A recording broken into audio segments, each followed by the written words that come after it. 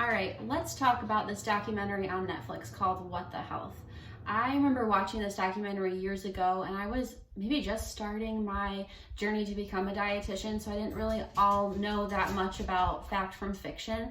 And I remember watching this documentary and being super scared about eating at all not vegan, and it made me question everything. And then I went through the rest of my education to become a dietitian, and I was like, okay, yeah, that's total crap.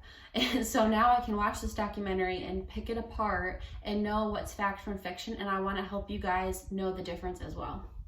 Okay, so first, before we go into the documentary and pick some of the stuff out of it and understand if it's true or what's going on, let's just talk about the overarching theme of this documentary, which is a huge promotion to be vegan. As a dietitian, I am absolutely not saying eating vegan is wrong. It's actually super great and hard to dispute in many areas. So let's go over those reasons and then we'll dive into the documentary. So first thing from the benefits of being vegan is that it's so sustainable for the environment. You can't argue against that. Eating a plant-based diet is also great when it comes to animal rights and cruelty, if that is something that's on your radar and it makes you question which foods you do or do not want to eat. So you definitely can't argue against that. Another thing you can't argue with a plant-based diet is it drastically decreases your risk for a lot of chronic diseases, especially colon cancer, type 2 diabetes, and cardiovascular disease. So eating a plant-based diet for all of those reasons is definitely not something to ignore, but something that a vegan diet can promote, which is not ideal, is something called orthorexia. I know anorexia and bulimia are very common eating disorders, but orthorexia is actually on the rise with the increase in the diet culture that we live in. It's something where you kind of crossing this line between wanting to eat clean and healthy into a state where it becomes too much. You obsess over eating clean foods all the time. Going out to eat at a restaurant becomes too much of an event. It's too stressful. Just this area where eating clean consumes your life, and that can be problematic from an eating disorder perspective, mental health perspective. And so even though a plant-based diet and eating vegan is super great for our health, we have to also think about our mental health and where we're at on that line. A good test is to know, like, if you go out to a restaurant, how does that make you feel, and are you able to navigate that situation without being super uncomfortable by it and it bringing you stress? So something to think about when it comes to a vegan diet. Definitely not promoting that you don't be vegan, but it's something to think about if it becomes too much and you're stressing about it on a daily basis. I definitely never promote an all or nothing behavior with food, especially even if it's not vegan, if it's just with a weight loss effort. You never want to promote being all or nothing with that. You want to do it sustainable. So sometimes when we enter a vegan world, it's so hard because it's all or nothing. So we have to just think about, well, what can I do to be sustainable? Even if you have a plant-based diet or vegan patterns that are like the majority of your diet or even half, just incorporating more plants in general is so beneficial, even from the reduction of the risk for chronic diseases. So you definitely don't have to be all or nothing when it comes to the health benefits. If you're thinking of other perspectives of being vegan, like the animal cruelty aspect or the environment, that's definitely another area for further discussion. However, when it comes to our own health and mental health, just doing whatever is sustainable is super beneficial. So lots to talk about with a vegan diet, and it's very interesting as a dietitian to explain where I stand with that. I think that you want to avoid the all or nothing mindset with everything, and I definitely think that applies here. However, there's nothing wrong if you want to be completely all in. I think it's just doing whatever is best for you and how you can be sustainable. Because if you can be like 75% vegan all the time, that's going to be a great step for the environment and all the reasons you want to be vegan, but also great for your health and your sanity. So something to think about, but let's dive into the documentary.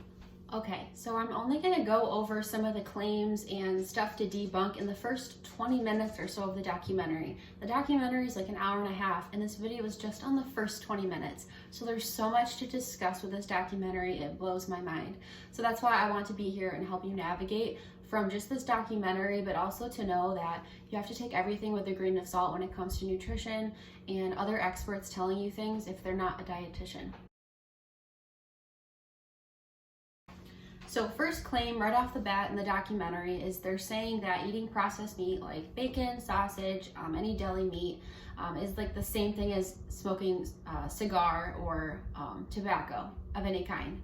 So there's so much wrong with this, right? They have this graphic or these scenes of parents putting cigars on plates and feeding it to their children, and that's just such a low blow and scare tactic. It makes me laugh. They're making this association that eating any processed meat is going to increase your risk for cancer as much as smoking tobacco. So the only reason they're able to make this claim, not saying that it's a correct claim, but the source of their claim is from the World Health Organization. They came out with a study and it classified processed meats in the same category of carcinogens as tobacco. And so the only reason it was classified in the same category is because the research linking processed meats to risk for cancer and then the risk of tobacco leading to cancer were the same strength.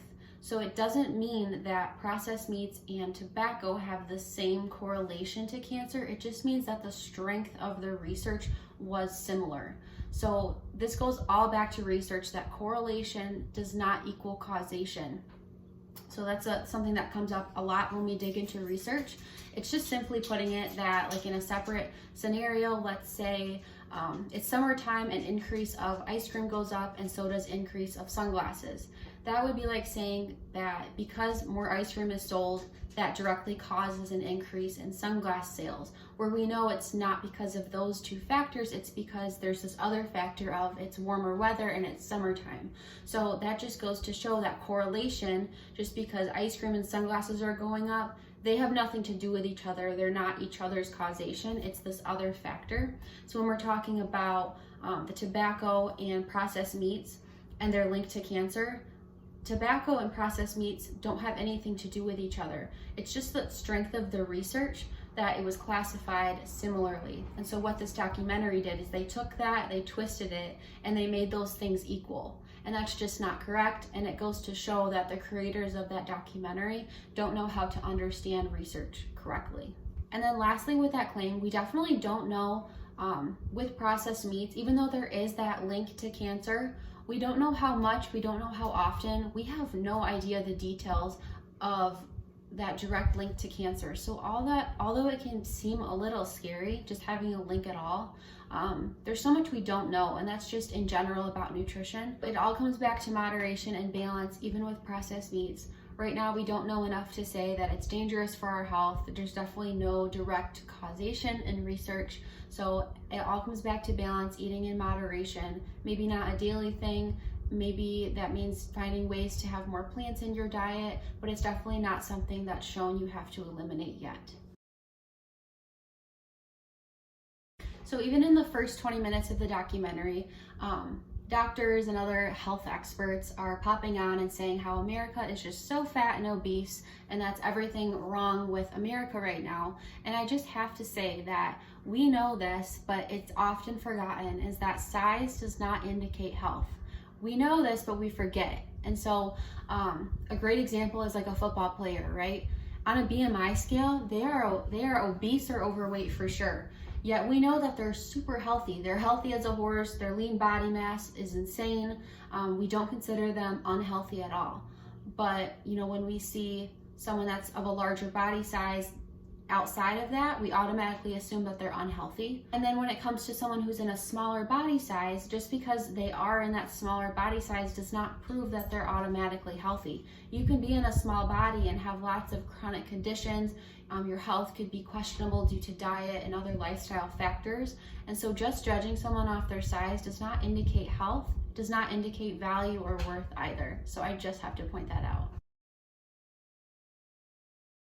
So another claim in this documentary is saying that when you eat processed meats or any meat in general, that is the cause for diabetes, and that is absolutely wrong. So the cause for diabetes, and we're just talking about type 2 diabetes. Type 1 diabetes is not something you can control. That is something where your body stops making insulin altogether, and it's not based off your lifestyle factors. It does not mean that you ate too much sugar. So back to type 2 diabetes. That one is because of lifestyle factors. there is that genetic component, but a big chunk is lifestyle factors. And so when someone develops diabetes, it's because their insulin resistance becomes too high and their body isn't using the insulin that their body is making correctly anymore.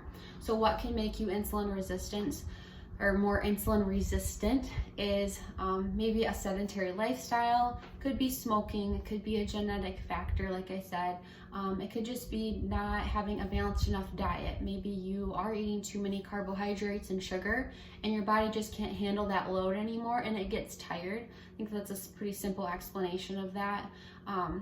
Your body just being tired of having to bring a high blood sugar down all the time. It could be of eating too much processed meats because maybe you're just getting too much unhealthy fat in a day. It's leading to something like heart disease, and that can lead to insulin resistance. It could be stress, it could be sleep. There's so many factors leading to insulin resistance. So to say that just one factor, like eating too much meat, causes diabetes is absolutely insane.